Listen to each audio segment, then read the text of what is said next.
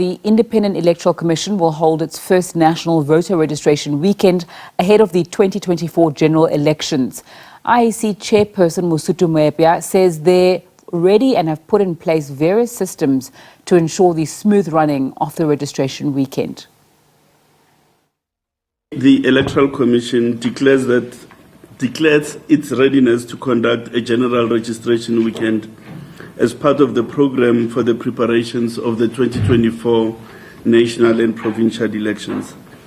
Over 2 days, on 18th and 19th November, we will welcome eligible citizens at 23,296 registration stations across our great land. The registration stations will operate between 8 and 5 p.m. on both days.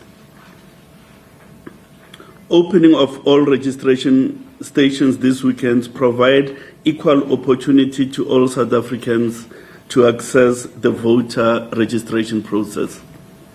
Registration weekends as a modality of registration provides us by far the greatest registration yields in comparison with other methods. Therefore, we approach this weekend with a measure of expectation that this weekend will once again provide us significant registration activity. All right, let's get more on the story and bring in SABC News reporter Natasha Piri, who attended the briefing. A very good afternoon to you, Natasha. Just take us through more of what took place in that briefing. Well, thank you so much, Nzinga, and of course, once again, to our SABC News viewers. Indeed, we just concluded that IEC briefing on the state of readiness for this weekend. And of course, Nzinga, you would know, as per that census briefing earlier on, about a month ago, 2 months ago, that the population growth has actually risen to 62 million.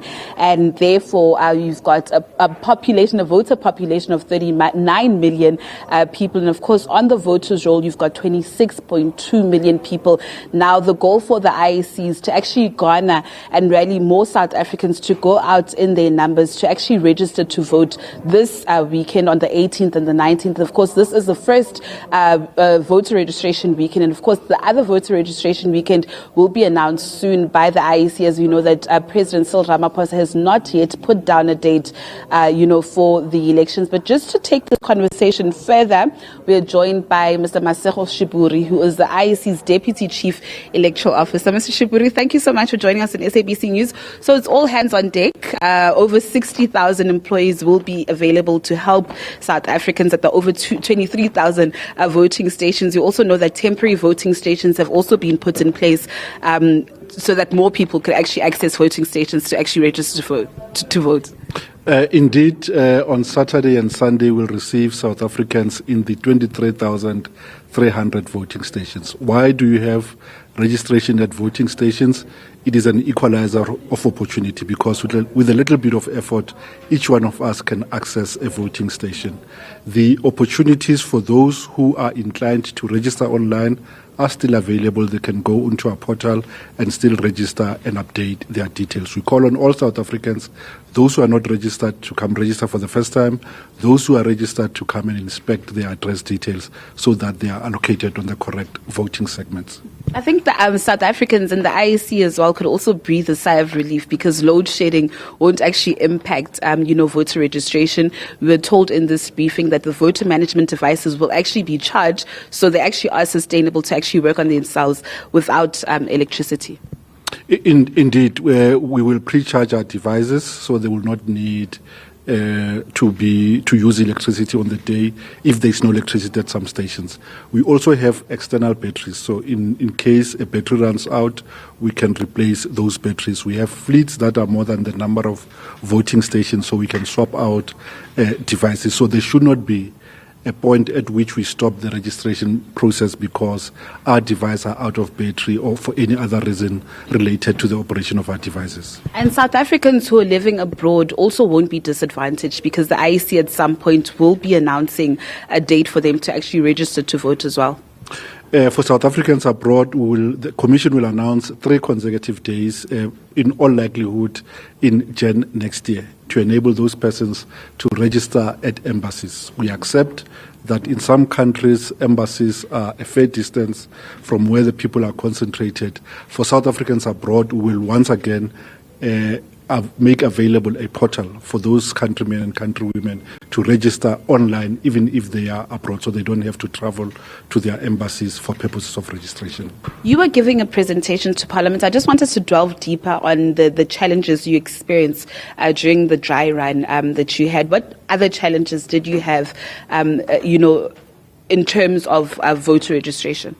In terms of good practice, ahead of a deployment of any new technology, it is good that you test your system relative to the new technology, but also test the proficiency of persons who are going to use that technology. We had a dry run over on the 28th of October, and we elicited very good lessons that we have now implemented. The first one was that given the nature of our code, the historical writing of our code, it had issues communicating to our databases when all devices were connected. So we have now optimized that code, and we are operating at optimum. The other issue was an infrastructure thing where we had outdated routers that could not balance the load. So we've replaced those routers, and come this weekend, we will operate optimally. Mr. Shiburi, another issue that seems to come up and also came up during this briefing, I know both the IEC and the EFF have actually raised the issue of the EFF saying that the IEC actually hires more SADTU members. You've also said in the briefing that out of the over 60,000 people that you've employed, 50,000 are actually unemployed people, and you've said that you actually have engaged the EFF on this issue. There are no SADTU members that you have actually employed as the IEC. Historically, we've had a number of persons that we employed as teachers. That made sense because the majority of our voting stations are schools. So if you have a teacher that works at that school, it's easy to access the school. It's easy to ensure that you have keys and access on the day of operating. We are, however, not tone deaf. We want to contribute to give young persons work opportunities. And the stats indicate that over 50,000 of the 69,000 people that we're employing are people who disclosed their status as unemployed. We do not have a policy to employ teachers, nor do we have a policy to employ SADTU members.